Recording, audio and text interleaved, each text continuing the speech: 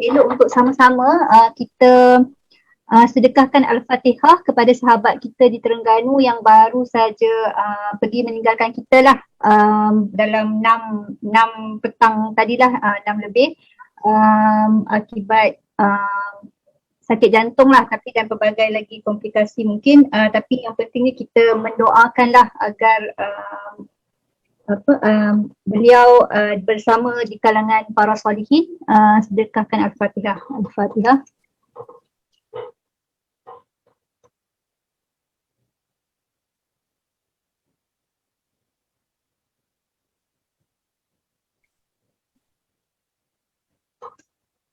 Amin. Alhamdulillah. Mungkin saya maklumkan sedikitlah tentang sahabat kita lah, almarhum Abdul Majid Hafiz Muhammad yang beliau merupakan petugas pensyarah universiti di UNIZA di Fakulti Undang-Undang dan Hubungan Antarabangsa.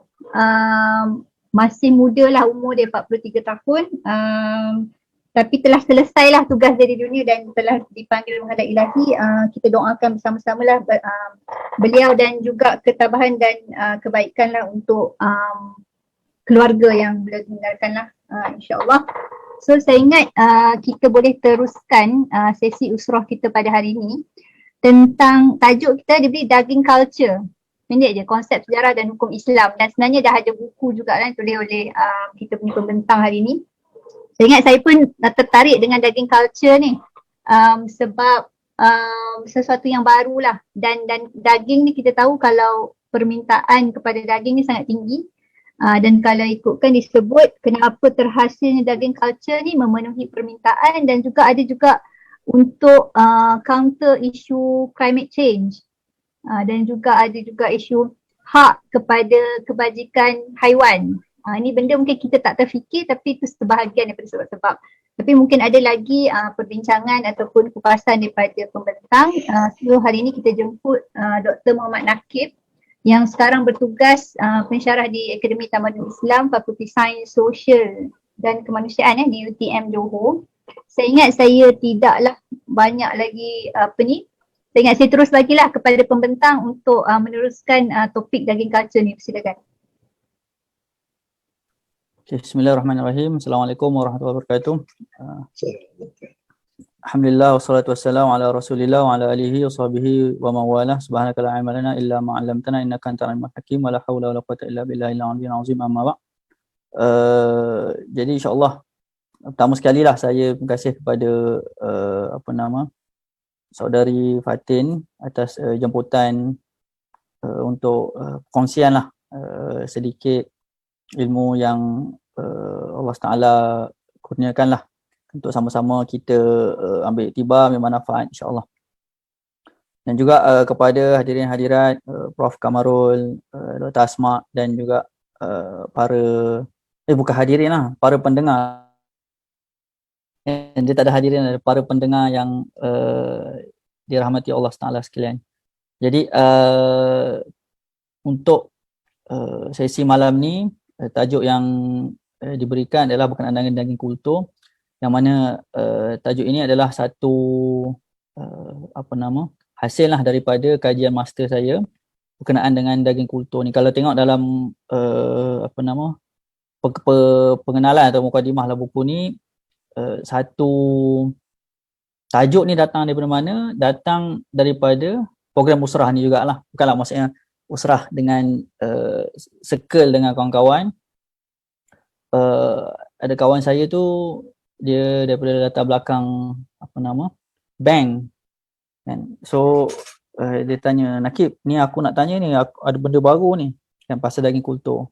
Waktu tu saya bawa balik daripada Mesir. So dia tanya, aku tak tahulah benda ni kan. So saya bawa tajuk untuk master saya sebenarnya tajuk lain tentang stem cell. Saya nak buat kajian. Tapi bila saya bawa tajuk ni dan culture ni pun dia sebenarnya adalah satu pecahan lah daripada stem cell tu. Dan dia, kalau stem cell tu besar, so culture ni adalah still daripada aplikasi stem cell juga.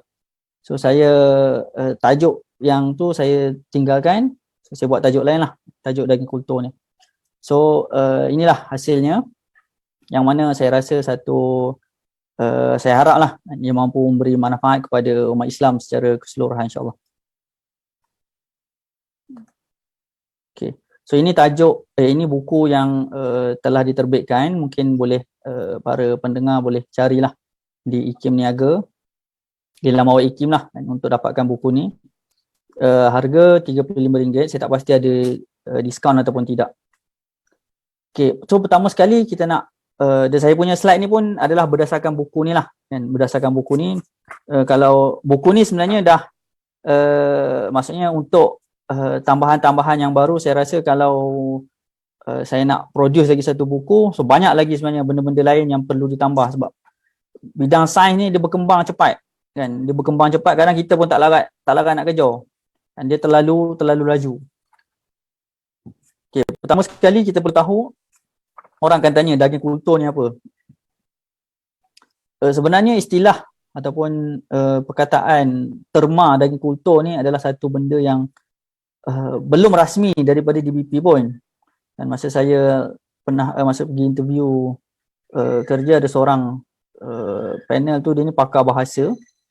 Dia tanya, ni awak dapat istilah ni daripada mana? Kan, daging kultur. Saya cakap lah, saya terjemahan daripada cultured meat. Istilah tu salah. Kan. Terus saya tanya balik apa istilah yang betul. Dia kata, kena kajilah balik. Maksudnya pakar bahasa kena tengok benda tu apa, konteksnya apa, untuk diberikan satu istilah baru yang lebih maksudnya istilah baru yang standard lah. Macam sebelum kita pakai selfie, so dari istilah baru tiba-tiba keluar, kita dah guna selfie lama, so keluar yang baru, swafoto. So daging kultur ni pun saya rasa mungkin DBP boleh mulalah untuk bincang menggunakan istilah satu terma yang lebih rasmi dalam bahasa Melayu, kan.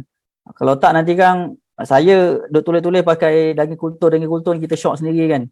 Tapi yang bahasa betulnya ataupun terma yang betulnya pun, sebenarnya terma yang betul ni pun susah juga. Sebab apa, dalam bahasa Inggeris pun tak ada satu pun terma yang kita kata yang disepakati, kan. Macam-macam istilah, dan nama tu sendiri yang menjadi satu halangan kepada Euro lah, kesatuan Eropah, untuk meluluskan undang-undang berkenaan dengan cultured meat. Antaranya masalah masa saya tahun 2019, saya dijemput oleh Prof Mark Post. Dia saintis pertama yang yang produce yang memperkenalkan lah daging kultur burger pertama lah di kat dunia tahun 2013. So 2019 tu dia jemput. So dalam perbincangan tu ada satu sesi, antaranya mereka bincang adalah saintis-saintis di Europe ni, antaranya macam mana mereka nak boleh benda tu tembus. Sebab apa? Sebab terma tu dia satu benda yang sangat besar. Sebab dia boleh membawa kepada misleading. Sebab tu dia ambil masa yang lama lah. Macam di Singapura dah lulus, tapi sebenarnya perbincangan tu lebih lama di Eropah, di Euro, tapi ambil masa yang lama. Sebab apa? Sebab terma tu. Kalau yang kata cultured meat, dia kata ini bukan meat. Dia kata meat tu lain. Meat tu mesti daripada haiwan, daripada binatang. Yang ni dia memang daripada sel daripada haiwan, tetapi dia bukan dalam struktur, dalam tekstur, dalam bau daging yang sebenar, kan. So dia kata tak boleh guna meat. So macam-macam lah istilah, kan. Dan yang banyaknya kalau kita cari dalam artikel menggunakan adalah cultured meat, kan. Saya pernah submit lah satu artikel ke jurnal Meat. Dia kata cultured meat is not meat. So kena buat istilah lain pula, kan. So pada saya, dan bila dekat Euro tu ambil masa yang lama, jadi mungkin nanti nak masuk Malaysia pun saya tak tahulah macam mana, kan. Istilah tu nanti mungkin dari segi perspektif benda ni akan lihat dari perspektif undang-undang. So dia akan banyak melibatkan undang-undang. Kena saman menyaman ke apa kita tak tahulah. Tapi mesti akan melibatkan pelabelan tu. Dan sebab apa, still akan menyebabkan misleading. Dan sejauh mana benda tu boleh membawa kepada misleading, mungkin benda tu tidak boleh dibenarkan. So sama jugalah macam orang guna beer, kan, alkohol, free alcohol beer, kan. Walaupun tak ada alkohol tapi kenapa tak dapat CJ halal? Sebab dia boleh misleading, kan. CJ halal tu dia antaranya dia tak nak bagi satu istilah yang boleh misleading consumer lah, kan, misleading consumer untuk macam contohnya yang kata pork meat plant based kan, halal tak halal, kalau betul pakai semua tumbuhan halal lah, tapi nak dapat sertifikat Allah alam mungkin susah. Sebab apa? Sebab dia boleh membawa kepada misleading kan, boleh membawa kepada misleading. So nanti mungkin bila benda tu nak masuk dibincang dari perspektif undang-undang di Malaysia, so istilah tu memainkan satu perkara yang sangat besar. Walaupun dalam Islam kita sebut dia ada satu istilah tidak ada pergaduhan dalam istilah kan, ataupun al-ibratu bil musammayat la bil asma kan. Kita tengok kepada konten, bukan tengok kepada nama kan. Kontennya okey, daging lah, kalau kita tengok sumpah memang kita panggil daging je. Mungkin orang Islam tak ada masalah, tapi dari perspektif consumerism, ada satu benda yang baru kan, satu benda yang baru. Sama juga macam panjang pula kat sini. Barukan nama. Kita janji 45 minit tadi. Okay, sama juga macam sebelum ni, kalau tengok dari segi nama dalam bab yang Pringles dan sebagainya, so dia tak menggunakan nama potato kan. Sebab apa? Sebab konten potato dalam tu sikit je kan, jadi dia tak menggunakan istilah potato. So cultured meat adalah apa? Secara umumnya adalah satu daging yang orang buat luar daripada badan haiwan. So dibuat macam mana? Dan dia ambil stem cell tadi tu dan dia culture kan dalam satu medium yang sama macam in vivo, yang macam dalam badan haiwan, dan akhirnya dia dapat daging lah.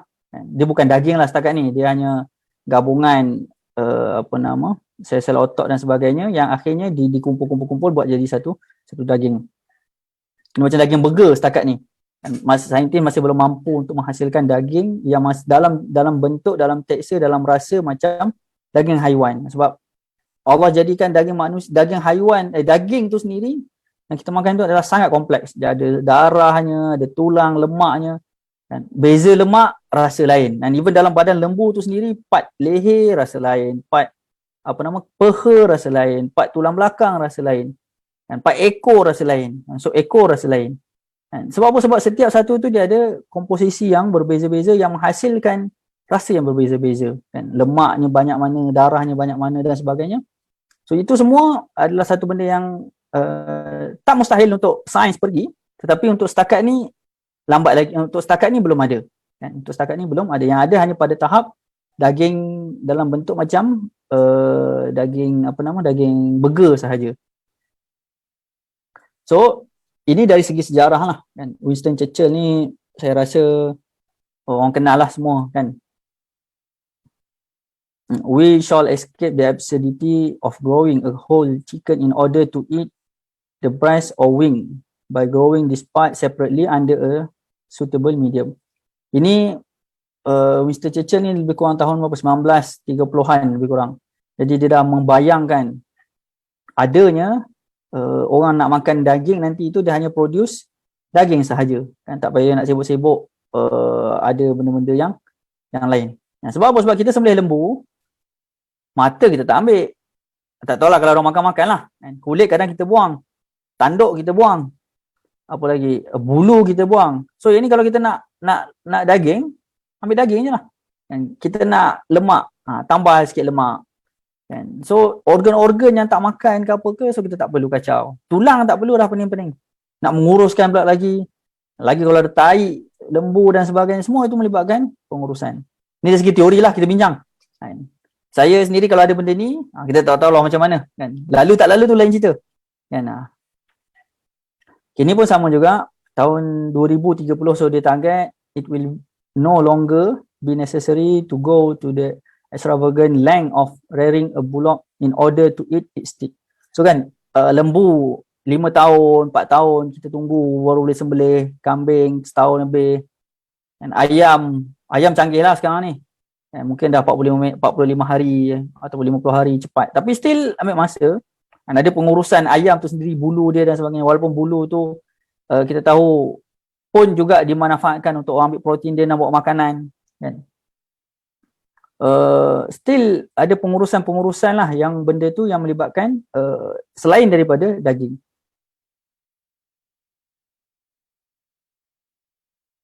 Benda tu adalah bermanfaat. Tapi bagaimana sejauh mana manfaat kita akan tengoklah. Ini dari segi sejarah. Wah, saya baru 3 slide dah, berapa minit dah ni.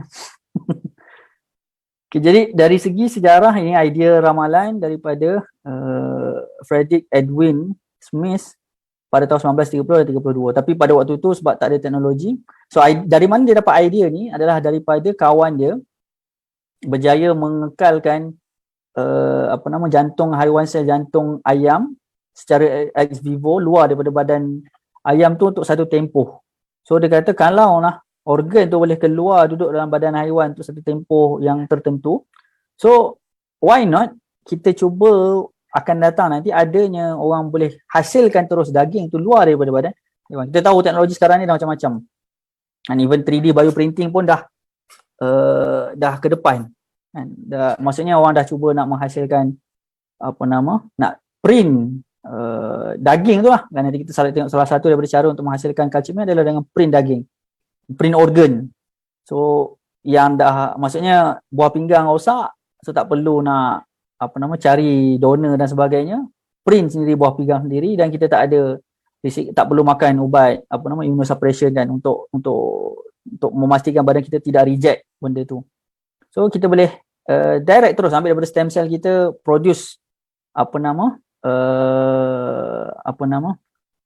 produce organ-organ kita sendiri dan untuk kita gunakan kan. Kemudian pada tahun 1943 ini penulis novel dia dah buat gambaran lah. Kita tahulah orang novel ni dia suka gambar macam-macam kan, bayang macam-macam. So dia kata akan ada. Dan sebenarnya dari segi teorinya, dan kalau ikut Mark Post tu dia kata dia duk target macam adanya nanti setiap dekat rumah orang tu kita ada macam mana kan sekarang ada mesin untuk buat buat roti dan sebagainya. Dia kata ada mesin untuk cetak daging terus kan.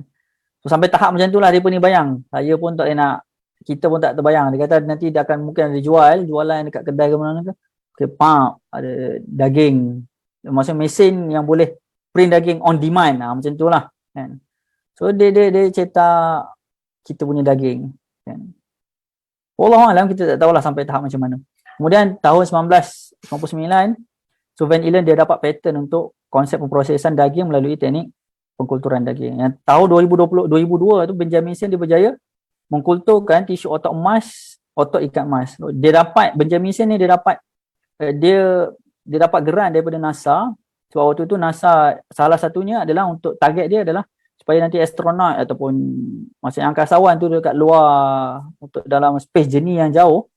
So dia tak perlu bawa lembu, ketul macam tu. So dia bawa satu mesin, yang mesin tu boleh reproduce sebab stem cell ni dia sentiasa regenerate. Cumanya macam mana nak pastikan stem cell tadi tidak jadi sel kanser kan, ataupun dia menjadi sel kanser, itu akan datang lah. Tapi secara teorinya macam tu. So bila tak ada isu dari segi makanan, so dari segi makanan tu maksudnya dia boleh sampai ke marikh lah contohnya. Tak perlulah nak bawa makanan banyak-banyak kan. Stem cell tu dah ada, dia boleh reproduce makanan tadi. Okay, kemudian tahun 2013 tu Mark Post lah, dia first scientist yang buat benda ni tapi dia bukan dalam bentuk macam saya sebut teksturnya, bentuknya adalah dalam bentuk daging burger kan. Tahun 2013 dan dia buat secara live. Dan dia panggil 2 orang pakar nutrisi dan juga seorang lagi untuk rasa daging tu. Dia kata rasa sama juga macam kita makan sekarang ni lah, zero chicken burger kan. Siapa yang pernah makan tu makan lah kan, daripada kacang soya dan sebagainya, KFC punya tu makan, ada yang kata sama, ada yang kata tak sama. Itulah consumer, maksudnya sejauh mana dia boleh sebab bila kita makan daging burger, dia ada tekstur nugget dengan tekstur ayam adalah 2 benda yang berbeza. So kita dah biasa makan nugget, dah biasa makan fast food, jadi semua orang akan ada perasaan tu, ada memori makan fast food. Jadi dia fokus kepada zero chicken burger. So bentuk tadi tu dia buat lah, bentuk dan rasa chicken burger tadi tu yang sama juga macam Mark Post tu. Nutritionist tu dia kata sama tahun 2013. Kemudian tahun 2020 ni, tahun lepas, KFC dah mula melabur dengan syarikat daripada Rusia untuk teknologi cultured meat ni. Jadi sebenarnya teknologi ni dia mahal. Macam Mak Pos tu dia kata untuk dapatkan seketul daging burger tu, kos yang dia buat adalah berapa? 300,000 euro kalau tak silap saya. Kan? Mahal. Sebab apa? Sebab dia masih belum commercialize. Tapi kalau betul KFC tu dah melabur dan berjaya, so saya rasa tak mustahil. Lepas ni kita makan daging burger KFC, dia betul pengurusan tu akan lebih mudah. Kan? Dia nak buat nugget, nak buat daging burger tu dia akan lebih mudah. Dan kita akan makan lalu tu tak apalah. Kan? Tapi still kalau dah KFC yang buat dengan mass media punya iklan dan sebagainya, persepsi masyarakat akan berubah. Kan? Persepsi masyarakat akan berubah. Sebab apa? Dengan iklan tadi. Kemudian tahun 2020 juga daging kultur berjaya dihasilkan dengan kaedah bioprinting tadi. And 3D bioprinting. Shock Meat tahun lepas juga mula untuk memasarkan seafood. Dia sebenarnya kalau kita ni jiran saya lah yang dekat Singapura sebelah tu sebenarnya dah maju. Dan saya dijemput untuk berkongsi lah, berbincang dengan satu syarikat ataupun kita kata funder lah, Big Idea Ventures. Dia ni funder kepada syarikat-syarikat ataupun startup yang nak menceburkan diri dalam bidang makanan alternatif ni. Dan antaranya yang cell based dengan yang plant based. Yang cell based ni antaranya yang berjaya sekarang ni di Singapura lah, Shock Meat. Tapi Shock Meat ni dia bukan bawah BIV lah. Tapi Singapura ni antara yang ke depan. Singapura ni antara yang ke depan. Dan tahun lepas mereka dah meluluskan lah 2 undang-undang dan mendahului daripada Kesatuan Eropah. Kesatuan Eropah ni masalah apa yang saya sebut tadi itu, masalah antaranya lah masalah nama. Nanti kita akan tengok apakah masalah yang menyebabkan Kesatuan Eropah ni dia lambat untuk meluluskan. Okay, ni dari segi faktor. So faktor pertambahan penduduk dunia, dan bila orang bertambah, demand bertambah. So bila selain daripada demand, style makan juga bertambah. Dan kalau dulu orang tak makan daging, dan daging tu kita kata sebagai makanan elit lah. Kalau mungkin zaman Prof tu nak boleh makan ayam tu kena tunggu setahun sekali ke, ataupun mungkin zaman atuk-atuk dulu kan, yang atuk-atuk macam zaman atuk-atuk tahun 40-an 50-an zaman tu nak makan ayam tu mungkin setahun sekali kan, tunggu perayaan-perayaan tertentu. Tetapi trend tu dah berubah. Trend tu berubah sangat jelas adalah apabila rakyat di China dan juga di India mula konsum makan daging. So bila mereka mula konsum makan daging, maka waktu tu permintaan daging tu dia mencanak-canak. Dia sama juga macam durian. Durian dulu murah aje. Kan, sekilo 2-3 ringgit. Saya dengar lah dulu. Kan, saya tak tahu lah, mungkin Prof boleh betulkan lah. Kan. Dulu murah aje. Tapi bila dia start ada orang-orang, maksudnya daripada Singapura makan, benda tu dah ada export pula sampai ke China, Musang King dah sampai. Kalau harga tu memang kita tak belilah. Kan, lebih baik kita beli benda lain je. Kan. So sebab apa? Sebab demand tu, trend tu dia meningkatkan. Sekarang ni dari segi pertambahan penduduk dunia juga meningkatkan permintaan kepada daging dan tak pernah cukup. Dan dari segi sebenarnya dia masih tak pernah cukup. So salah satu alternatifnya adalah dengan memperkenalkan daging kultum. Okay, kemudian yang kedua dari segi faktor pencemaran lah. Kan? So secara teorinya dia kata untuk menghasilkan sekilo daging, so lembu tu kena tunggu 5 tahun. Dan takkanlah kita lembu tu tengah hidup tu kita nak sembelih daging tu. Dan logiknya pun memang tak boleh kan, dalam Islam benda tu adalah haram lah kan. Apa sahaja yang terpotong daripada badan haiwan waktu dia hidup, ni hadis Nabi SAW kan, makin terpotong tu adalah najis. Jadi kita potong lembu waktu dia hidup, najis lah daging tu kan. Jadi pencemaran bila lembu tu diternak, maka mesti akan ada najis-najis dan mengotorkan kawasan-kawasan tanah. So ladang yang menjadi tempat peternakan tu memang ladang tu akan rosak terus. Memang tak boleh guna. Sebab tahi lembu tu dia sangat-sangat beresit. Dia dah tak di kawasan subuh. Kalau sikit-sikit lembu datang kat padang kan, dan maksudnya dia sekali dia buang, sekali dua tak apalah. Ini kalau dah hari-hari buang, memang tempat tu akan jadi totally rosak. Kan? Hujan turun mencemarkan pula sungai. Ini segi teori lah kan. Mencemarkan sungai, kemudian dari segi asap, dari segi gas dan sebagainya. Maka salah satu caranya adalah dengan buat indoor kan? Kita kata indoor lah kan? Sebab apa? Sebab buat dalam ataupun kalau dah masuk secara komersial mungkin akan buat dalam satu bioreactor yang tertentu yang khusus yang boleh memproduce sel daging tadi.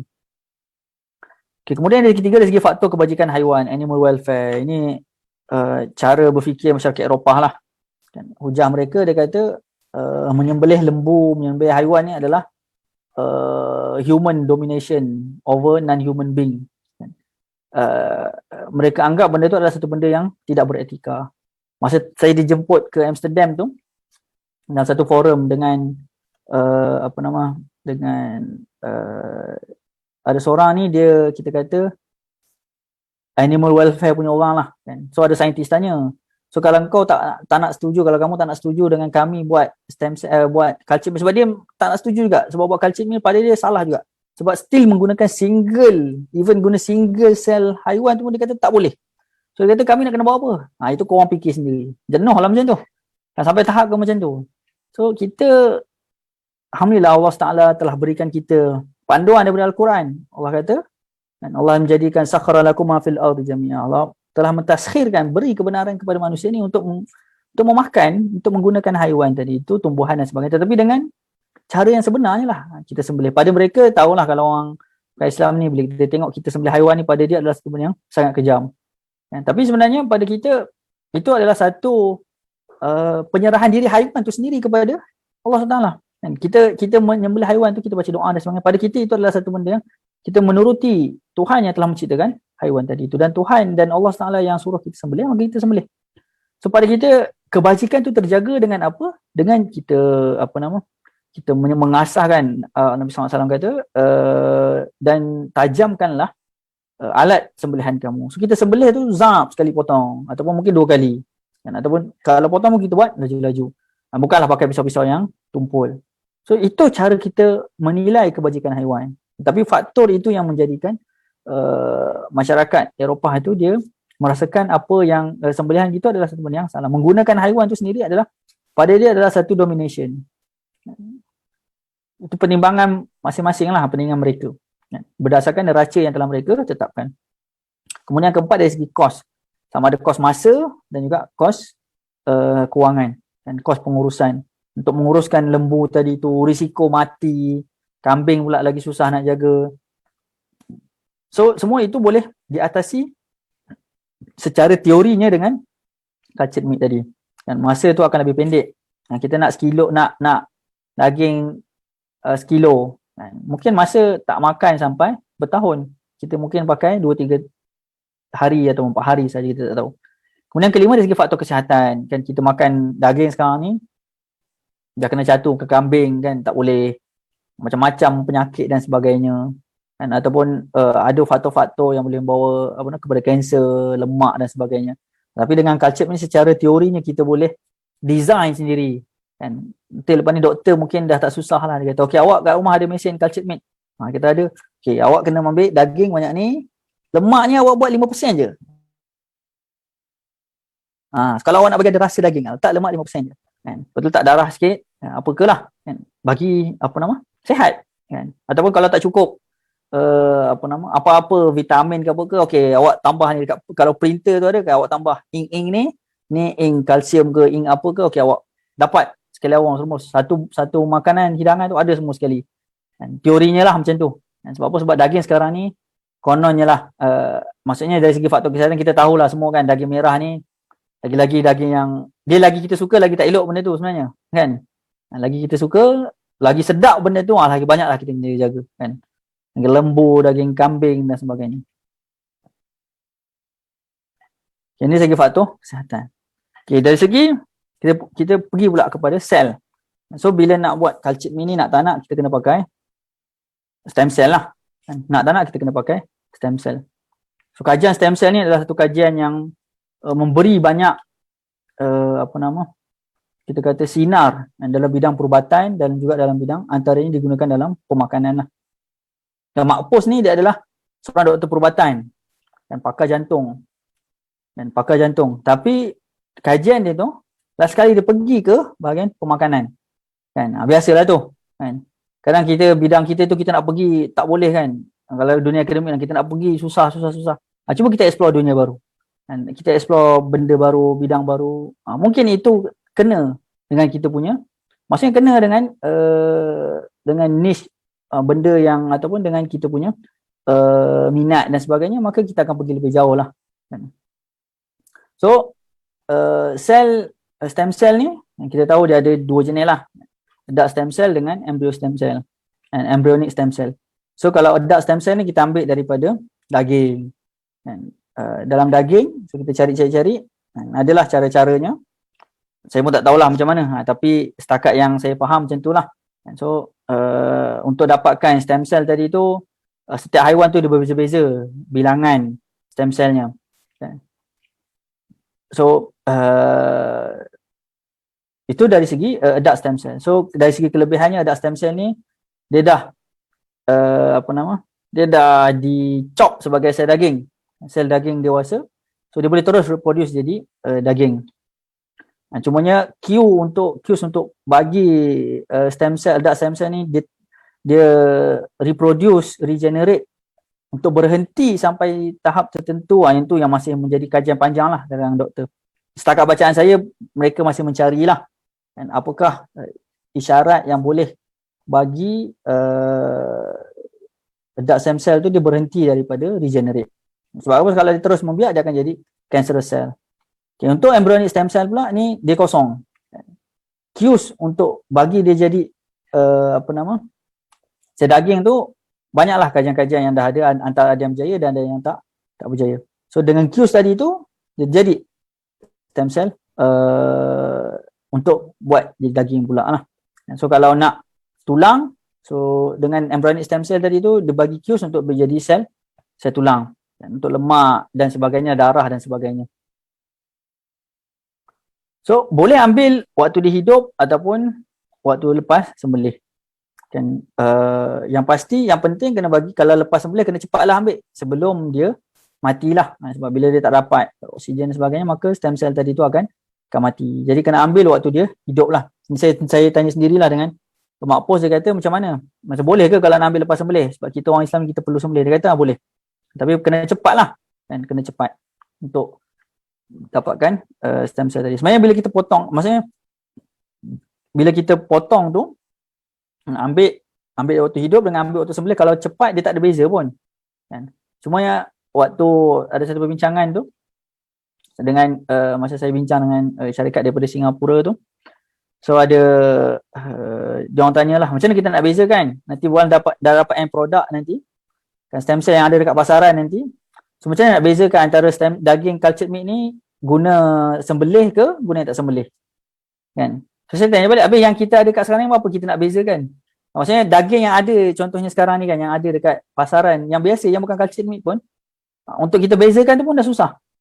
And so sebab tu yang penting sekali adalah di peringkat awal tadi tu kena ada pemantauan. Kan? Maksudnya sumber stem cell tu yang diambil tu adalah selepas dia disembelih. Okay, dari segi teknik yang digunakan, the scaffold structure ni maksudnya kita letak dalam petri dish, kita akan letak scaffold kat tengah tu. So nanti sel tu dia akan mengembang, so dia berkawan, merapat dengan kawan-kawan dia. So nanti dekat gel kat tengah tu, scaffold tu yang dia akan mendenyut lah. Dan dia mendenyut untuk membiak lebih banyak. Okay, itu dari segi teorinya lah. So dalam petri dish tadi tu akan ada serum dan sebagainya yang digunakan untuk dia membiak. So dia menggunakan mesin 3D printing, tetapi dia menggunakan bio. Dekat UTM kita ada seorang pensyarah di fakulti biomedical kalau tak silap. Dia berjaya lah untuk cipta bioprinting ni, mesin bioprinting, tapi maksudnya masih dalam yang asas lah. Sebab untuk betul boleh buat 3D bioprinting ni bukan satu benda mudah lah. Ink tu kena letak ink stem cell. Okay, ini stem cell daging, ini stem cell lemak, ini stem cell apa-apalah, darah ke dan sebagainya untuk print daging. Dan satu benda yang susah lah kan. Di Israel kan, mereka adalah syarikat-syarikat yang cuba nak cater peluang pasaran negara-negara Islam kan. Masa kat Belanda tu juga adalah seorang wakil daripada Israel ni, dia kata, doktor ni kami ni syarikat daripada Israel kan. Kami nak memasarkan cultured meat ni dekat negara Arab kan. So dia kata, oh negara Arab tak ada buat ke? Dia kata tak ada buat. Tak apalah. Saya tanya macam mana nak jadi halal? Saya cakap kena sembelih lah. Dan dia kalau konsep kosher ni pun tak lari jauh kan. Cuma kosher ni lagi ketat lah kan. So salah satunya yang pentingnya adalah segi medium kan? Dan juga dari segi sumber stem cell tu. So habis dua ni dia halal lah kan. So memang saya sangat harap supaya kita ada syarikat-syarikat Islam yang nak melabur dalam benda ni. Dan nak melabur dalam benda ni sebab dari segi dia memang akan pergi jauh kan. Kita jangan risau lah dari segi persepsi masyarakat.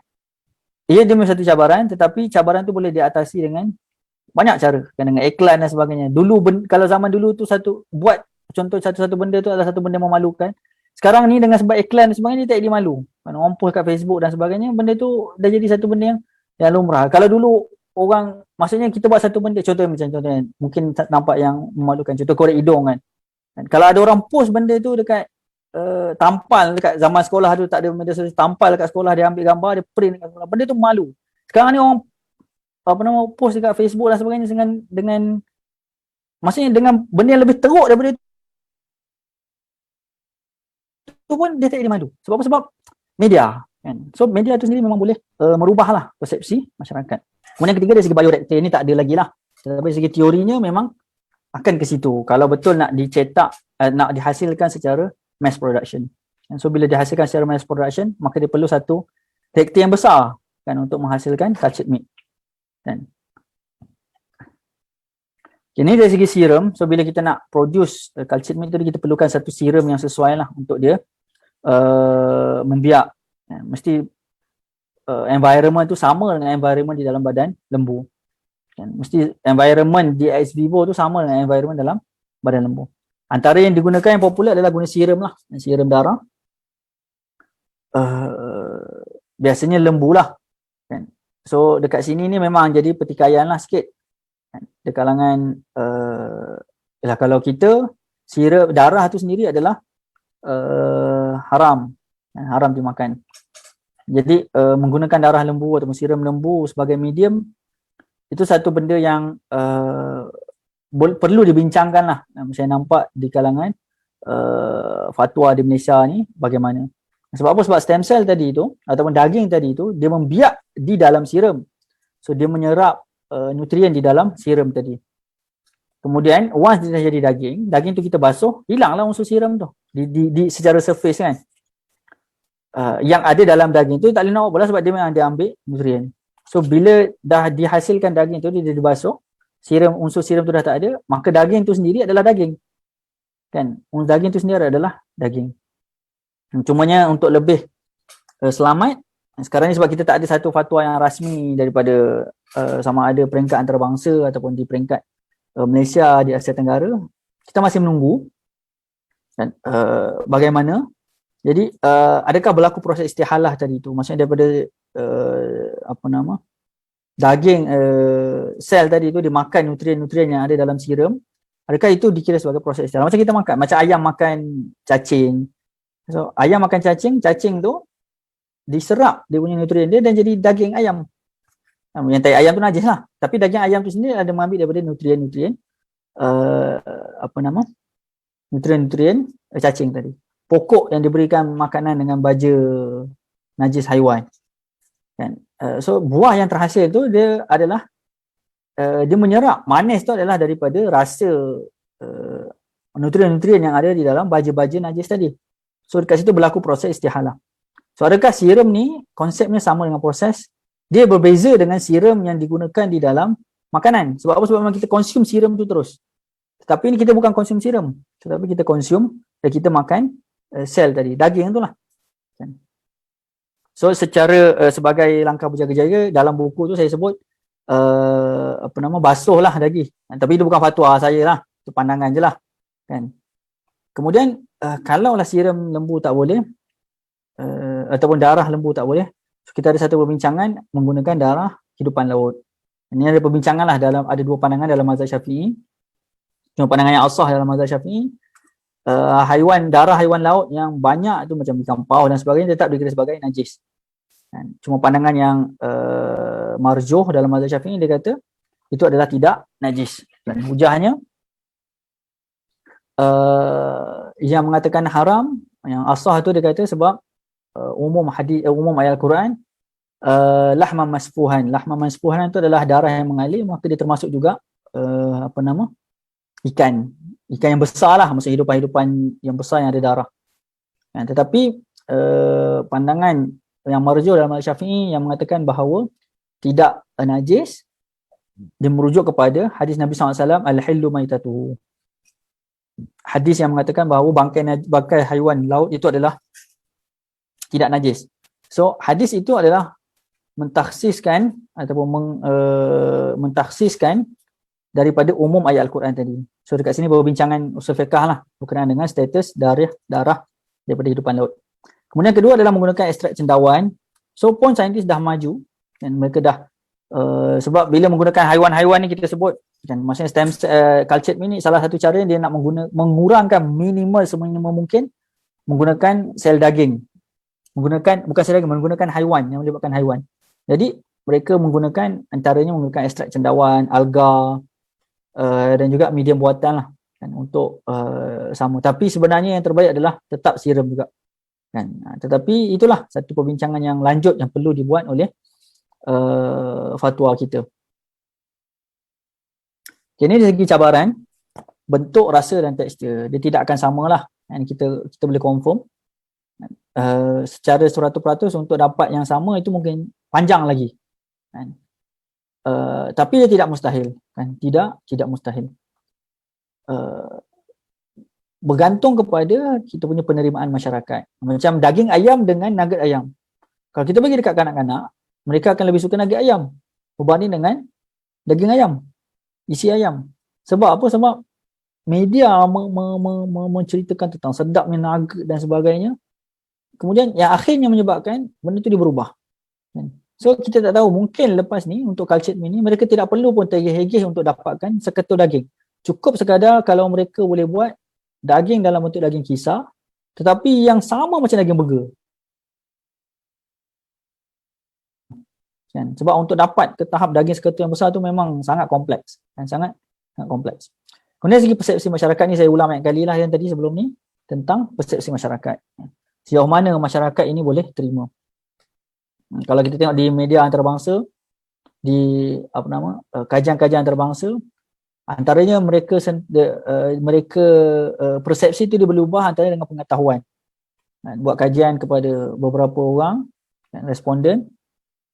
First, mula-mula dia buat interview sebelum mereka menceritakan tentang cultured meat itu apa. So memang semua negatif.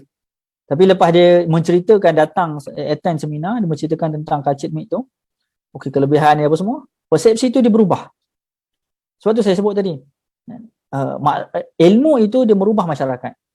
Ilmu itu berubah masyarakat terhadap makanan lah. Macam dari segi makanan. Itu termasuk begitu juga dengan perkara-perkara yang lain. Sebab itu mendidik masyarakat itu adalah satu benda yang belajar itu adalah satu benda yang wajib. Sebab apa? Sebab dia memang merubah persepsi masyarakat. Kemudian juga dari segi nama. Kan, nama ni banyak kajian-kajian tentang sejauh mana nama tadi itu memberikan kesan kepada penerimaan masyarakat. Sebab nama ni secara tidak, kalau kita tak salah ada satu kajian, ada satu saya tak ingat, satu ikan ni nama dia tu nama yang sangat menggelikan. Tetapi bila dia rebranding dengan nama yang lebih sedap, benda yang sama, tetapi dengan rebranding tadi tu menyebabkan ikan tadi tu diterima. Begitu juga dengan daging kan, cultured meat ni. Mungkin kalau kita tanya sekarang, mungkin ada sebahagian orang dia boleh terima, ada sebahagian orang dia tak boleh terima sebab dia kata ini bukan daging. Jadi nama itu juga memberikan persepsi yang mempunyai maksud yang konotasi yang negatif dan juga konotasi yang positif. Kemudian segi undang-undang, legalize lah, ni nak masuk bawah undang-undang mana, tentang orang undang-undang lah kan, tentang orang undang-undang, dia nak masuk bawah peruntukan mana dan sebagainya, saya pun tak faham lah, fakta ke section ke apa ke ni saya tak tahulah kan. So satu benda yang mencabar juga kan, undang-undang sebab dia akan memberikan kesan yang besar Kan? So selain daripada fatwa, aspek undang-undang juga perlu mulalah untuk bincang tentang perkara ni. Kan? Ini segi isu etika yang mungkin timbul lah daripada cultured meat ni. Antaranya dari segi mengubah ciptaan Allah SWT. Mungkin akan ada orang kata benda ni mengubah ciptaan Allah SWT. Kan? Suntik vaksin pun dah dah jadi isu, kan. So kalau cultured meat saya tak tahulah, kan. Saya ni kalau dia baca artikel saya ni terus kena cop pekerja dajal ke saya tak tahulah. Kan, ni membawa agenda dajal dan cultured meat. Tapi memang akan ada orang yang mengaitkan macam tu, mengatakan ia adalah mengubah ciptaan Allah SWT dengan alasan fala yughayyirunna khalqallah. Tetapi kalau kita tengok dalam saya punya tesis PhD ni antaranya berkenaan dengan ni lah, tentang taghyir khalqillah dalam bidang perubatan. Sebab banyak je fatwa-fatwa dalam bidang perubatan ni yang dilarang sebab mengubah ciptaan Allah SWT. Untuk menjustify sesuatu itu sebagai mengubah ciptaan Allah SWT itu adalah satu benda yang sangat grey, very grey area. Dan atau kalau kita tengok para ulama sendiri pun dia kadang-kadang dia tidak statik, yang tidak kita kata konsisten dalam menggunakan hujah mengubah ciptaan Allah SWT. Sebagai contoh, antaranya Imam Tabari dia pernah sebut, dia kata kalau orang perempuan tu dia tumbuh misai, janggut, so dia tak boleh potong. Sebab apa? Sebab dia mengubah ciptaan Allah SWT. So orang question balik, habis rambut ni kita tak boleh potong ke? Tak boleh cukur ke? Kan? Kenapa orang lelaki boleh cukur pula? Kan? So it's very grey area. Satu-satu benda tu dia mungkin boleh dilarang sebab mengubah ciptaan Allah SWT. Satu lagi tu kadang-kadang mengubah tetapi dibenarkan. Banyaklah. Contohnya macam orang lelaki yang bersunat, yang berkhatan, dia mengubah ciptaan Allah SWT, mengubah kekal. Tetapi kenapa dibenarkan? Sebab ada dalil lain yang membenarkan. Kadang-kadang ada maslahat. Jadi isu etika ni untuk melarang secara total atas dasar mengubah ciptaan Allah SWT satu benda yang kurang tepat lah. Walaupun ada sebahagian scholars yang cuba nak melarangnya secara total, kan, Allah alam lah. Kemudian yang kedua ni segi kebajikan haiwan. So antaranya itulah human domination over non-human being. So kadang kita pun tak faham kenapa tazkhir itu dikira sebagai domination, sedangkan ia adalah satu benda yang memang dibenarkan oleh Allah Taala. Tetapi kita faham benda itu sebab ada panduan wahyu. So satu benda yang rahmat lah. Kalau tak nanti kita akan berhujah semua atas dasar atas dasar fikiran sahaja, kan.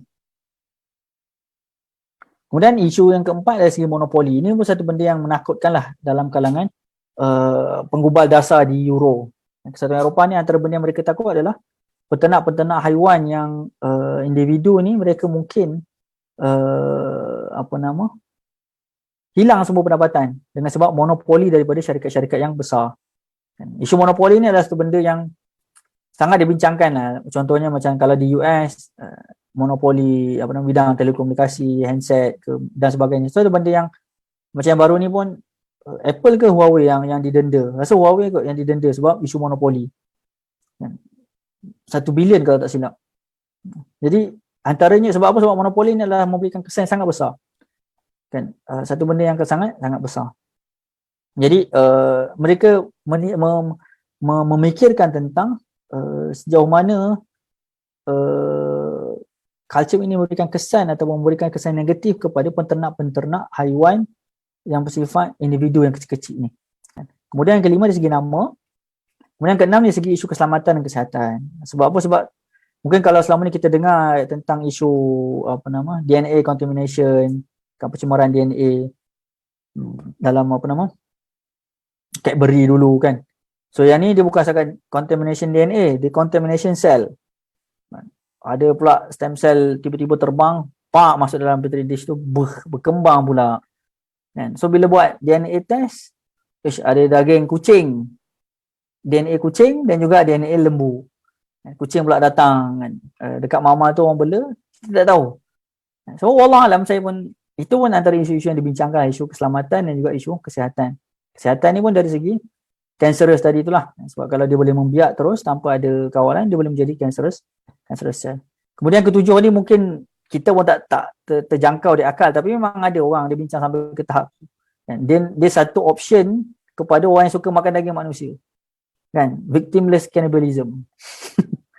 Saya pun bila baca, ya Allah, ada juga, maksudnya orang melihat peluang tu sampai ke tahap situ.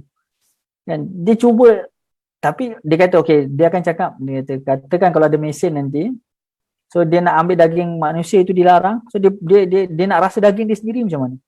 Dia ambil lah kulit dia ke apa ke, kita tak tahulah. Dia culturekan daging dia sendiri dan dia nak rasa daging dia rasa apa. Kan? Adakah ia dibenarkan dalam Islam? Memang tak boleh lah. Kan? So ini pun juga mungkin boleh dibincangkan.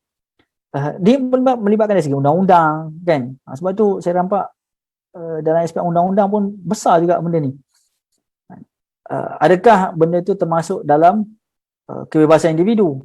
Dia nak makan daging sendiri. Boleh tak boleh? Dia bawa dia punya daging dia pergi ke makmal lab yang ada buat culture ni ke dia kata lab, saya nak daging saya sendiri. Saya nak sekilo. Saya nak rasa macam mana. So dia buat. So benda tu boleh tak boleh? Kan? Dari Islam memang tak boleh lah. Kan?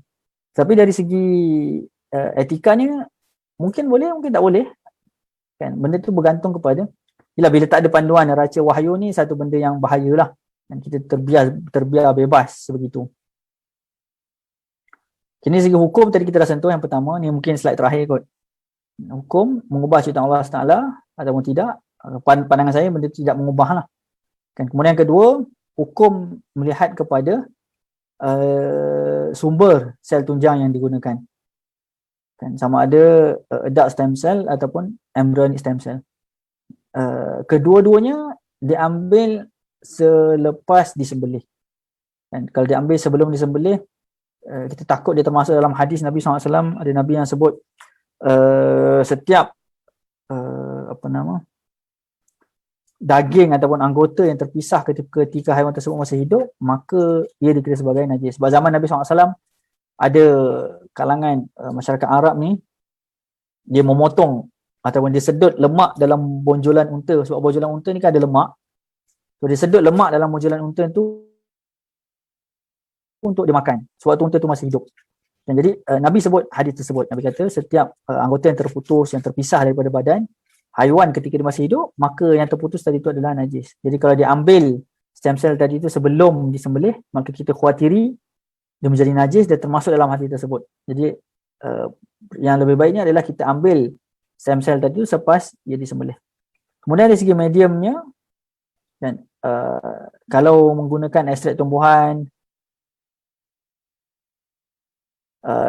campuran buatan, so pada saya tidak ada masalah lah. Cuma kalau guna serum, macam saya sebut tadi tu, adakah penyerapan zat oleh sel dikira sebagai istihalah kamilah, istihalah yang sempurna, ataupun istihalah naqisah yang tidak sempurna. Jadi kalau betul kita kiaskan dia dengan buah yang dapat nutrien daripada baja-baja najis dan sebagainya, maka sepatutnya tidak ada masalah. Tapi memerlukan kepada fatwa lah untuk memutuskan perkara ini. Okay, wallahu alam. So itu sajalah sedikit. Wah, saya target setengah jam. Kita pergi ke sejam pula. Dan wallahu alam. Jadi saya serahkanlah balik majlis kepada pengurusi majlis, insya-Allah. Okay, terima kasih kepada Dr. Nakib. So banyak juga isu-isu berkaitan dengan daging kultur ni. Mungkin tadi kita ada juga daripada terma tu sendiri ada isu lah. Mungkin jadi artificial meat ke kan. Tapi kalau artificial meat orang akan fikir macam lagi robotik pula. Lagi ada impact dia yang berbeza lah. Dan kalau tak silap maksudnya ada dua je lah yang telah berlaku adalah daripada Marcos tu, daging burger, dan juga satu lagi di Singapura, betul? Itu antaranya, banyak lagi dah sebenarnya. Kalau dekat US tu memang dah hampir established lah sebenarnya. Dia maksudnya di peringkat kajian yang kajian tu dah makin banyak. Dia ada satu kajian tentang maksudnya start daripada Makpus 2013 tu, peningkatan startup syarikat yang masuk dalam benda ni adalah sangat banyak. Peningkatan ni adalah sangat signifikan lah selepas 2013 tu. So dia bukan shock meat sahaja. Itu adalah sebahagian yang saya tahu. Yang saya tak tahu sebenarnya banyak lagi. Maksud dia diminati lah dan Ya, betul.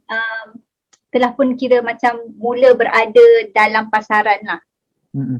Betul lah. Cuma Dalam pasaran saya tak pasti. Dalam kajian tu banyak. kajian lah. Yang dalam pasaran sekarang ni, okay, dia bila kita bincang tentang dia benda tu dia akan letak bawah kerangka alternative meat. So alternative meat tu dia ada dua, satu cell based cultured meat, which is cultured meat, satu lagi plant based. Plant based ni guna tumbuhan. Yang tu yang dah masuk pasaran banyak.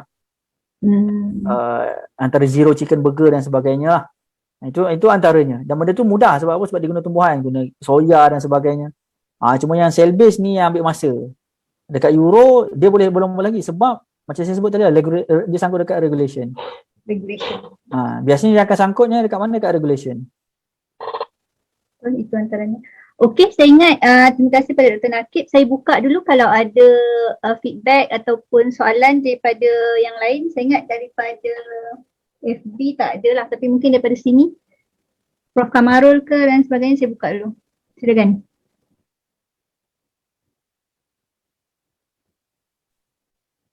Okey, terima kasih.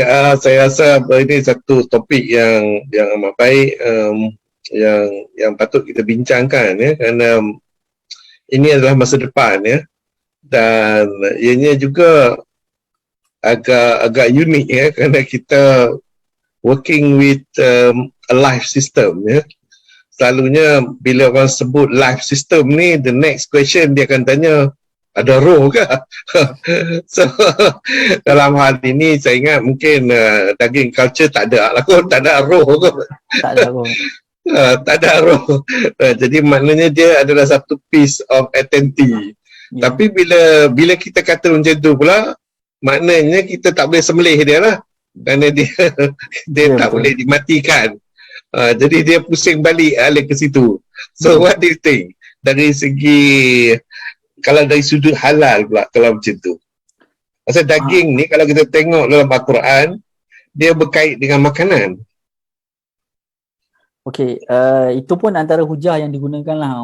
Yang saya sebut tadi tu, yang scholars yang kata benda ni tak boleh. Satu, dia kena alasan mengubah ciptaan Allah Taala. Kemudian yang dia kata, kedua, daging ni tak nak sembelih. Kan? Which is, mungkin kalau orang sains tu dia akan tengok macam, yelah sebab benda tu, dia hidup ni ada banyak. Kan? Dia ada hidup pada level yang kompleks kan, maksudnya manusia kan, lembu kan. Kemudian dia ada hidup yang bawah tu pula kan, hidup pada level sel. Hidup pada level sel ni kalau tak nak sembelih, kita tak ada pening-pening fikir. Dia kalau fikir dia jadi falsafah sangat kan. Kemudian kalau kita nak kata hidup pula lagi kan, kalau macam Prof bilang fizik kan, so neutron tu hidup sebab dia bergerak. Kan, jadinya cukuplah kita bincang kalau pada tahap sembelihan tu, sembelih pada level lembu je kan. Kan nanti kan orang masuk ke level bawah kan, organ kita nak makan tu kena sembelih lain pula kan. Kemudian yelah, maksudnya kita jangan dia betul kadang-kadang saat tahap kita berfikir ke situ, tetapi untuk pada pandangan saya lah, wallahualam, mungkin tak perlulah untuk level cultured meat ni dipikir sampai ke tahap level sembelih, perlu disembelihan lah. Dan saya takut kalau, tapi tak mustahil lah, maksudnya mungkin akan ada orang-orang yang mungkin untuk justify-nya kepada situ. Tetapi pada pandangan saya mungkin tidak perlulah sampai tahap ke level untuk kita fikir sampai nak sembelih daging kultur tu dan sebagainya. Okey, kalau kita tengok dalam buku ni, kita ada memang dalam Al-Quran dan juga hadis Nabi SAW memang ada sebutlah tentang daging. Dia kalau dalam bahasa Arab dia ada satu istilah al-ma'ruf la yu'arraf. Benda yang dah maklum dia tak perlu nak di-define lagi. Dan jadi daging ni bila kita sebut daging, orang tahulah daging tu apa. Dan sebab apa kadang-kadang kita mendefinisikan benda yang dah tahu, dia jadi lagi pening. Kan? Benda tu dah tahu, kita definekan dia jadi lagi pening. Jadi sebab tu dalam saya cuba juga cari definisi daging tu apa dalam perbincangan para ulama, susah. Cukup yang saya jumpa adalah penggunaan daging tu dalam Al-Quran dan juga dalam hadis Nabi SAW. Antaranya kalau kita tengok dalam hadis Nabi SAW pernah sebut tentang daging dhab, lahmu dhab, kemudian lahmu dajaj, daging ayam, daging keldai, apa lagi, daging anjing, daging khinzir, lahmul khinzir. Dalam Al-Quran pun Allah SWT sebut, dalam hadis pun ada lahmul khinzir. Kemudian daging burung. Dan saya cuba cari dalam setiap istilah lahmun dalam Al-Quran dan juga dalam hadis, syarahan-syarahan hadis dan juga tafsir-tafsir untuk ayat-ayat tersebut, dia orang tak definisikan. Ulama tidak mendefinisikan daging tu apa. Sebab apa? Sebab macam saya sebut, al-ma'ruf la yu'araf. Benda yang dah jelas dia tidak perlu dijelaskan. Tetapi untuk isu daging kultur ni saya rasa perlu didefine. Daging kultur itu apa? Sebab apa? Sebab dia akan melibatkan regulation nanti. Sebab regulation ni dia benda yang lain pula. Ni kita dari segi hukum lain pula. Kemudian dari segi regulation dia memang memerlukan kepada definisi yang sangat detail. Dan daging tu apa dan daging kultur itu apa. Kalau betul nak gunakan istilah daging kultur lah. Ataupun tak boleh guna istilahkan daging kultur sebab dia bukan daging. Kita nak panggil apa? Itu kerajaan lah. Regulators kena bincang. Kita nak guna istilah apa pula. Dia daging tapi bukan daging. Tak tahulah macam mana. Wallahualam. Okey, kalau ada lagi? Kalau ada yang cadangan nak tambahan ke apa ke pun boleh juga. Assalamualaikum warahmatullahi wabarakatuh. Satu perbincangan yang sangat baik lah ya. Sebenarnya daging culture ni memang dah dijual pun ibarat, dan mereka dah buat uji rasa. Rasanya tak berbeza dengan daging yang macam daging ayam. Contoh kita kata ayam. Antara dua daging ni memang tak ada beza. Tetapi ketika penjualan, mana kedai-kedai dia perlu declare.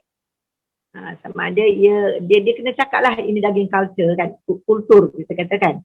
Dan ada klien yang tak nak makan, ada klien yang nak makan.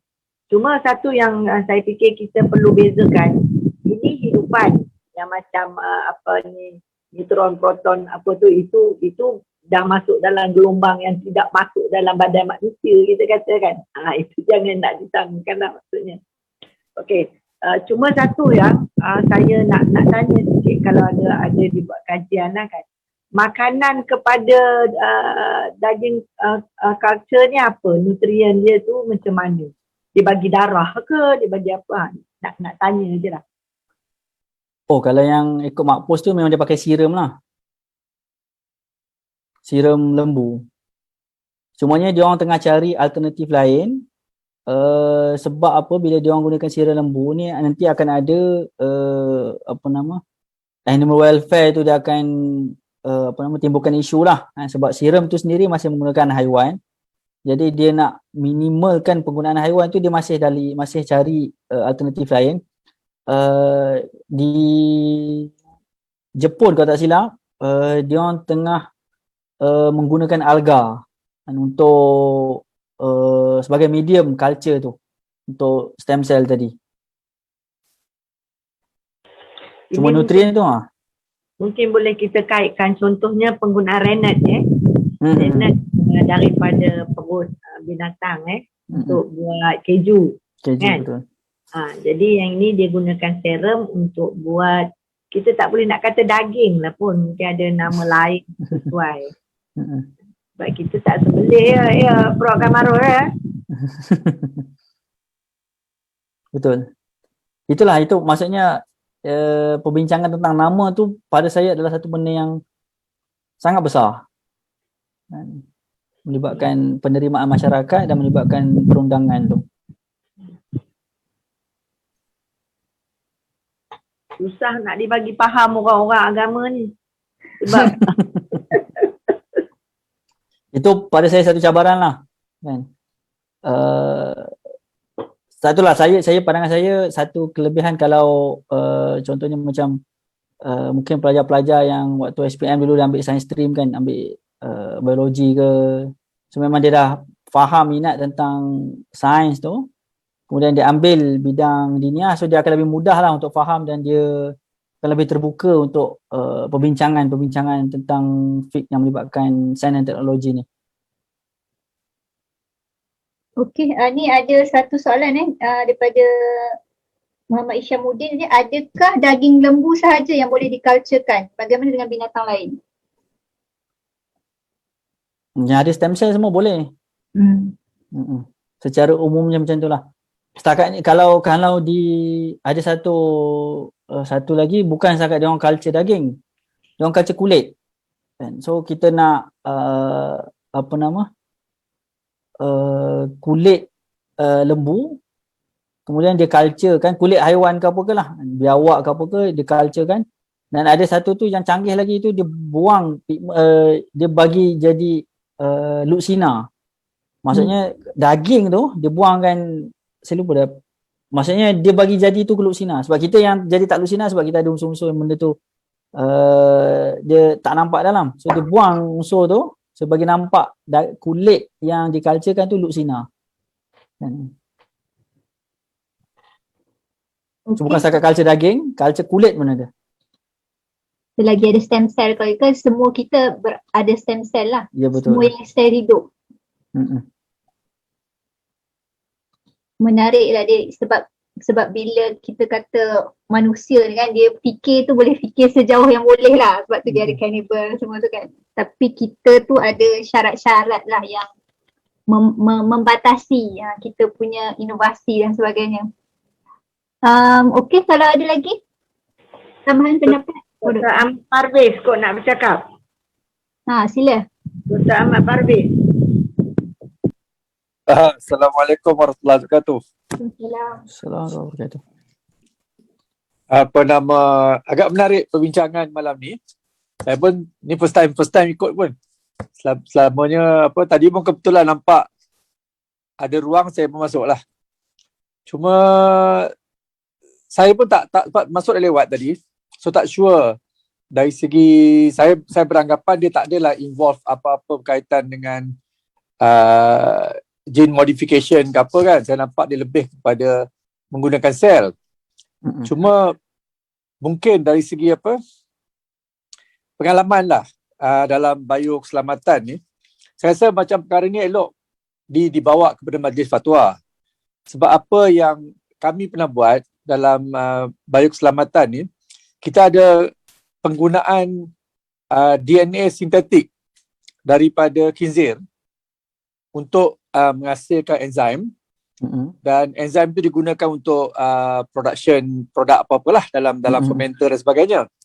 Jadi isunya DNA yang sintetik ni memang dia tak ada ambil daripada khinzir kan, sebab kita ada sequence dia.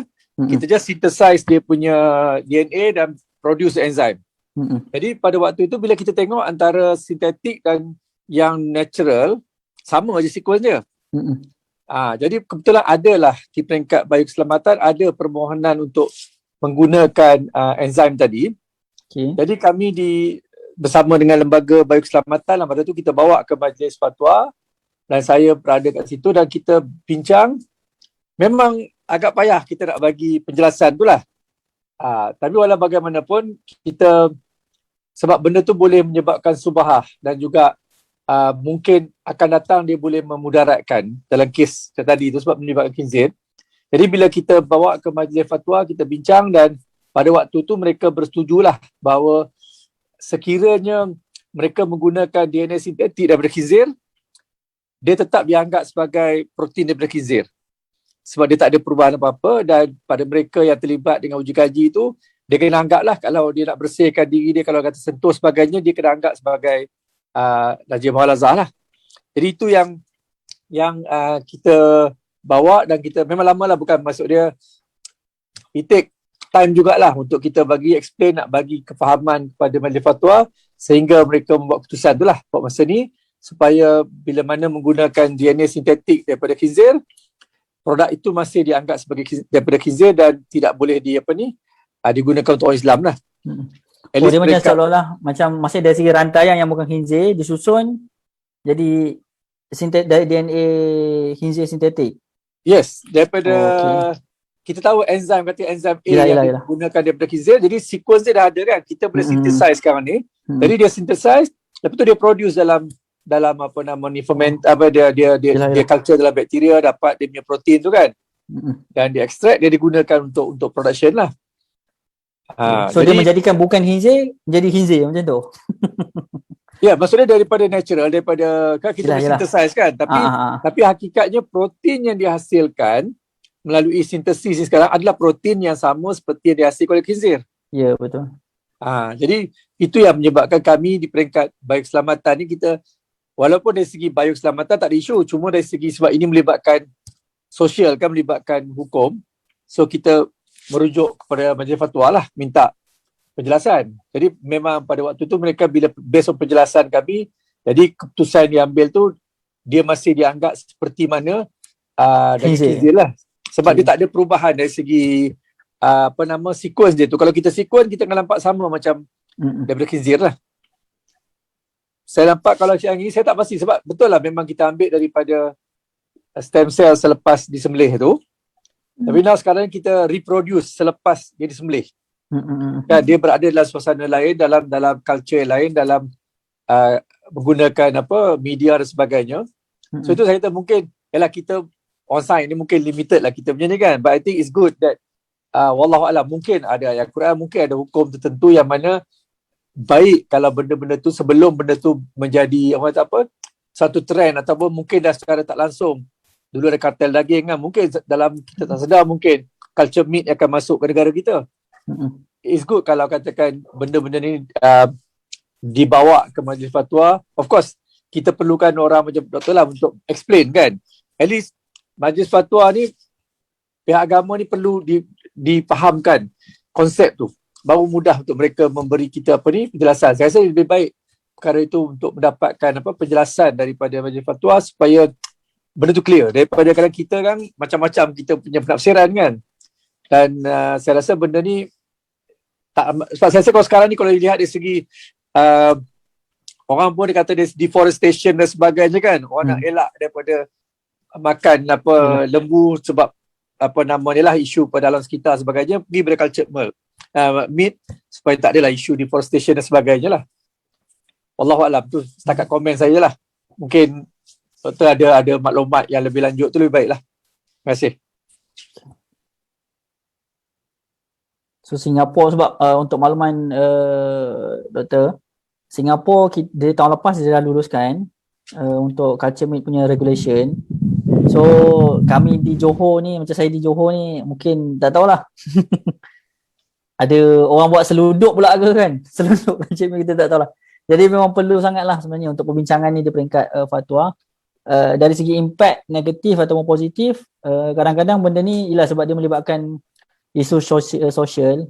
Dia sama je dulu macam orang saintis yang buat beg plastik kan, plastik bag yang kita guna sekarang ni. Sebelum ada plastik bag tu, kita masa masyarakat menggunakan beg kertas. Jadi dan banyak melibatkan penebangan pokok. Kemudian ada, dan waktu tu memang dah ada kertas, jadi ada saintis yang dia design plastik bag yang macam kita pakai sekarang ni kan, yang ada pemegang tepi tu kiri kanan, dan dia sangat kukuh dan tahan lama dan murah sebab gunakan plastik. Dan dan dia punya alasan untuk dia design black plastik tu adalah supaya kita boleh guna banyak kali. Bila pergi market dan sebagainya, kita boleh guna banyak kali berbanding dengan guna beg kertas yang kita guna sekali dua je. Dan bila kita tengok sekarang ni pula, anak kepada saintis dia kata kalau ayahku lah tengok betapa dunia sekarang ni bersepah dengan plastik bag sekarang ni, yang nescaya ayahku pun akan sedih dengan, sebab dia buat asal dulu tu untuk mengelakkan orang tak tebang pokok. Tapi impact dia plastik bag tu dengan design dia yang menyebabkan, design yang kuat tu yang menyebabkan plastik bag tu tahan lebih maksudnya banyak digunakan dan lebih susah nak dikontrol berbanding dengan beg kertas. Jadi impact-impact yang macam tu lah yang kadang-kadang dia memerlukan, dia boleh dia expect tetapi kita tak tahu kan. So sama juga macam culture meat, mungkin sampai satu masa nanti mungkin akan ada benda-benda yang negatif yang wallahualam kita tak tahu. Sama juga macam dulu peternakan yang bersifat kecil-kecil kan. So bila adanya mass production macam ni, so adalah dulu bergila dan sebagainya. Jadi benda-benda macam tu lah yang social impact tu yang kita boleh, satu kajian juga yang mungkin kalau ada orang yang nak mengkaji pun boleh buat lah. Wallahualam.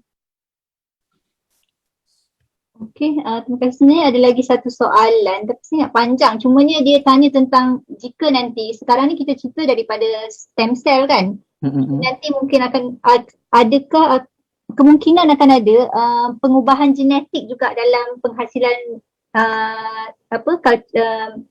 daging culture ni.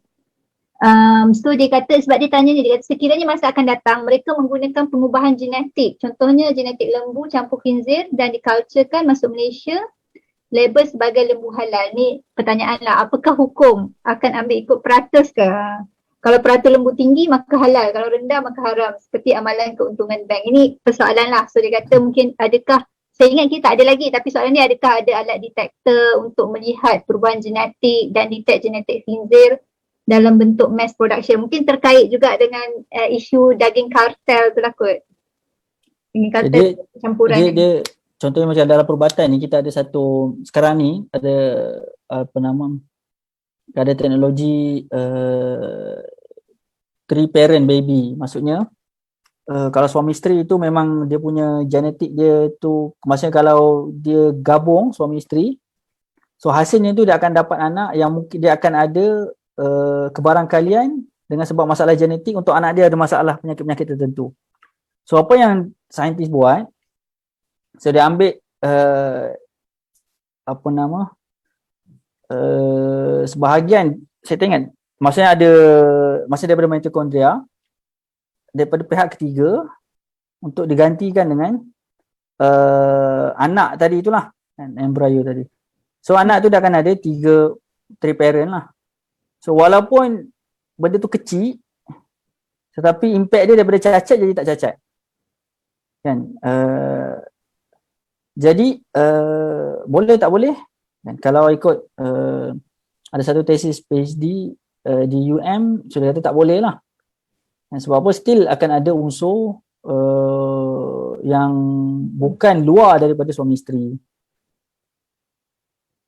Sama juga macam ulama dulu pernah bincang tentang kalau suami yang ada 2 orang isteri, kemudian embrio daripada suami dan juga isteri yang pertama ditempelkan di dalam rahim isteri yang kedua.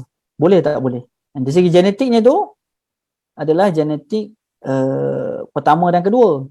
Dan maksudnya suami dan juga isteri pertama. Tetapi anak tadi tu jadi anak siapa? Kan? Anak mak yang melahirkan ataupun anak mak yang menjadi sumber kepada ovum tadi.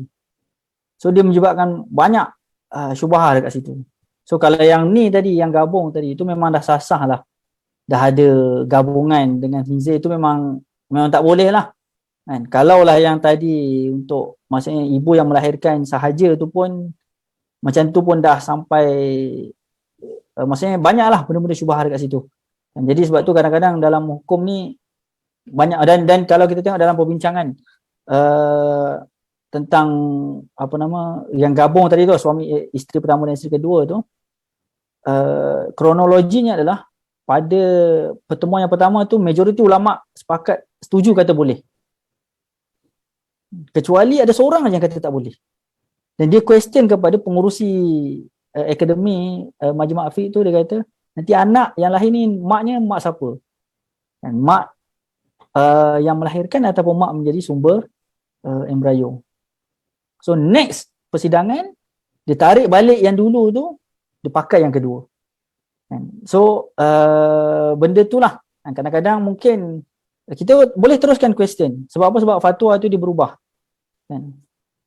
Mungkin kalau macam yang Dr. Ahmad tadi sebut tentang genetik sintetik tu kan, tak tahulah, mungkin lepas ni akan ada perubahan lagi, wallahualam, kita tak tahu. Tetapi fatwa ya taghayyar. Dia boleh sama ada berubah tu dengan sebab, kadang-kadang berubah tu dengan sebab kefahaman orang yang memutuskan fatwa tu. Dan dulu masa dia dapat maklumat tentang fatwa tu, tentang contohnya, saya bagi contoh, tentang maksimum kehamilan. Dan kalau kita tengok dalam mana-mana buku fiqh, so dia kata tahun. Kita dalam mazhab Syafi'i kita letak 4 tahun. Sampaikan di Arab Saudi, ada seorang ibu yang mengandung ni, dia dibawa, dihadapkan ke mahkamah, Kemudian dia tuduh berzina. Kemudian ibu tu dia kata, ni anak yang aku kandungkan ni adalah anak suami aku yang dah meninggal 2 tahun lepas. 2 tahun lepas. Kemudian bila dibawa ke, maksudnya dan benda tu mahkamah putuskan macam tu. Dan mahkamah kata okey, betul. Sebab apa? Sebab maksimum tempoh kehamilan adalah 4 tahun. Sebab apa? Sebab macam mana ulama boleh kata 4 tahun? Sebab ada riwayat-riwayat yang dia dapat yang mengatakan bahawa ada orang perempuan yang dipercayai, dia kata aku mengandung 3 orang anak dalam tempoh 12 tahun. So tetapi zaman sekarang bila adanya maklumat-maklumat tentang perubatan tadi tu, fatwa tadi tu kena berubah. Kita tak boleh pakai 4 tahun dah. Sebab apa? Sebab nanti kita akan hukum tadi tu kita akan jadi pelik kan, dengan sebab dia sangat berbeza langsung dengan perubatan kan. Contohnya macam Ibn Taymiyah sendiri, dia pernah mengharamkan orang belajar kimia. Sebab apa? Sebab dia kata kimia ni sihir. Campur ni meletup, jadi api, jadi air kan, macam-macam. Dia jadi macam gunung berapi ke apa ke kan. Dia kata haram, ni sihir ni. Tapi bila dia dah faham kimia tu apa dan sebagainya, maka fatwa dia berubah. Sebab tu kita kena teruskan memberikan yalah, kita mengharapkan supaya para alim ulama kita ni memahami tentang sains tadi itu, dan kita terpaksa, maksudnya mungkin orang-orang sains ni perlu mencari bahasa yang mudah kan, supaya ustaz-ustaz ni boleh faham sains tu kan. Orang-orang agama ni boleh faham sains juga. Sama juga macam orang agama. So bila kita memberikan panduan hukum kepada masyarakat, dia jangan guna ayat yang bombastik sangat kan. Adalah ayat yang jargon sangat. Ada masa-masa kita perlu menggunakan ayat yang, maksudnya ada masanya kita gunakan bahasa yang standard. Tetapi untuk penerangan kepada masyarakat ni, kita menggunakan bahasa yang, supaya apa, bila kita gunakan bahasa yang jargon ni, kadang-kadang takut orang salah faham kan? Jadi lagi masalah pula kan. Sebab tu kita kena, yalah, tengok kepada siapa kita nak bercakap kan, siapa kita punya audience kita kan. Likulli maqal likulli, bagi setiap orang yang kita nak bercakap itu ada kata-kata yang sesuai pada level khatibun nas ala qadri uqulihim. Kita bercakap dengan manusia pada kadar tahap kemampuan akal mereka. Wallahu alam lah. Okey, terima kasih. Saya ingat kita dah menghampiri 10:30. Sebelum tu kalau ada yang terakhir, ada lagi ke daripada kita nak bagi pendapat ataupun soalan?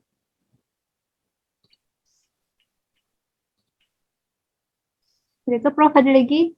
Siapa lagi? Kak Asma, Dr. Salmija. Kalau tak ada, mungkin doktor ada. Assalamualaikum. Saya cuma ada satu soalan yang simple aja. Sebab saya masuk lewat sikit tadi, saya mungkin missed the point.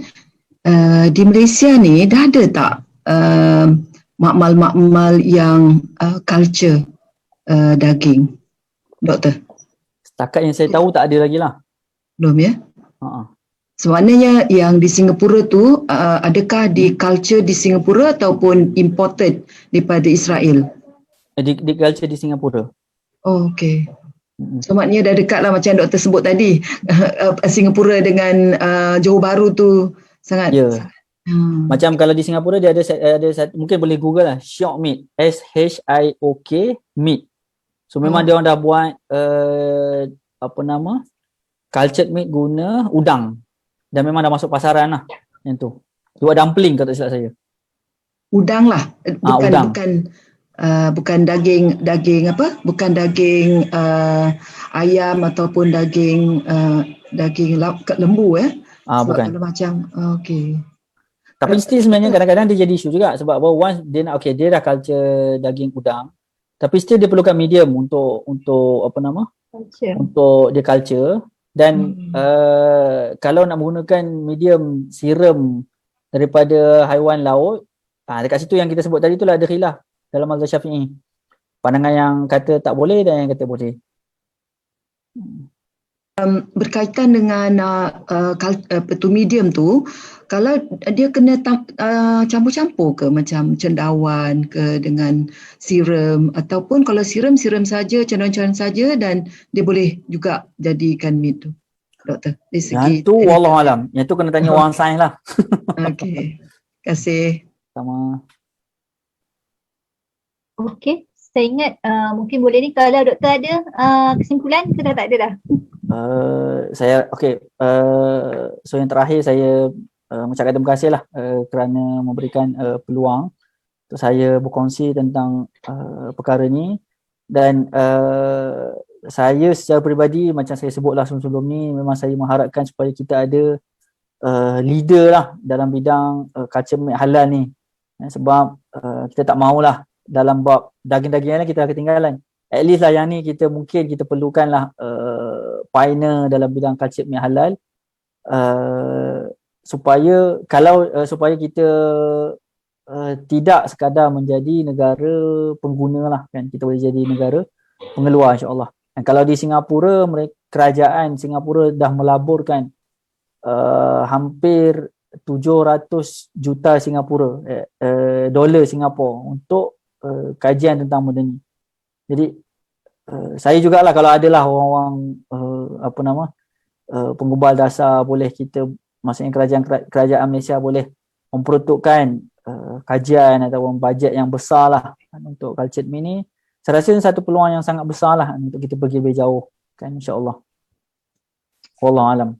Okey, terima kasih kepada Dr. Nakib dan semua. Saya ingat benda ni sangat menarik lah, dan macam doktor sebut, kita selalu jadi pengguna, kita selalu reaktif, tapi mungkin untuk topik ni kita dan isu ni kita perlu lebih proaktif lah dan menjadi innovator maksudnya, dan kita pun sebagai Malaysia terkenal dengan dalam industri halal, so maksudnya ini salah satu peluang lah untuk kita kembangkan lagi. Dan walaupun banyak isu, tapi secara realitinya benda ni dah berlaku, dan di Singapura dengan Malaysia tu tak jauh lah. So kemungkinan untuk kita juga kalau kita dah ada prepare awal, maksudnya kita boleh one step ahead lah untuk dalam banyak isu tentang daging culture ni. So banyak lagi mungkin kita boleh kembangkan. Saya ingat untuk kawan-kawan di FB, kita di sini saja, kita berhenti di sini. Terima kasih kepada semua yang bersama-sama dengan kita. Kita tutup dengan tasbih kafarah dan surah Al-An. Sekejap, ada sikit nak bagi pesanan kepada yang hadir. Isu yang terkini, tolong hati-hati dengan telur sebabnya ada salmonella dalam telur daripada satu syarikat di Malaysia ni, dan maknanya kalau boleh elakkan makan telur separuh masak untuk sementara waktu. Kalau lepas makan tu makna ada muntah, demam, cerit-birit, kena cepat pergi jumpa doktor, sebab salmonella ni kalau dia sudah boleh mati E. coli dan salmonella, tapi dapat detect. Singapura reject semua kita punya telur-telur ni. Ni sebagai peringatan bersamalah. Boleh tengok dalam news ada dibagi tahu, dan dia ada sebut juga nama company tu, ada kod. Itulah nak sebagai pesanan kepada yang hadir malam ni lah. Okay, terima kasih Dr. Cik Wan. Alhamdulillah, terima kasih pada semua. Saya ingat di FB kita dah tutup lah. Kalau kat sini ada lagi ke kau nak tanya ke apa? Kalau tak ada, kita ucap terima kasih kepada Dr. Nakib atas masa dan juga perkongsian pada malam ni lah. Okay, terima kasih semua sudi mendengar. Okey doktor. Terima kasih sama. Assalamualaikum. Assalamualaikum warahmatullahi wabarakatuh. Okay. Saya undur diri dulu Okey, terima kasih. Assalamualaikum. Warahmatullahi wabarakatuh.